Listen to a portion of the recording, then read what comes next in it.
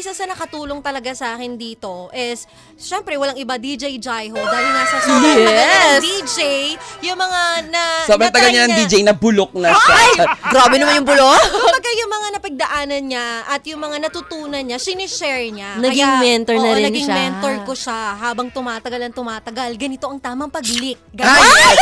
Tsaka na tamang pagbibigkas. Ay, talaga? Yes, May oo. ganun kayo.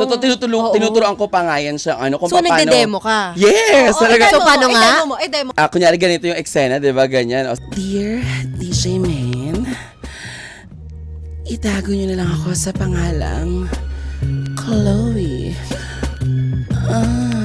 Ganon. Dapat kasi dapat eargasm. may Dapat ganon, eargasm Yes. talaga. Yes. Oo, pag sabing eargasm, masarap siyang pakinggan. Tapos dapat, kasi di ba yung programa niya is about main confession.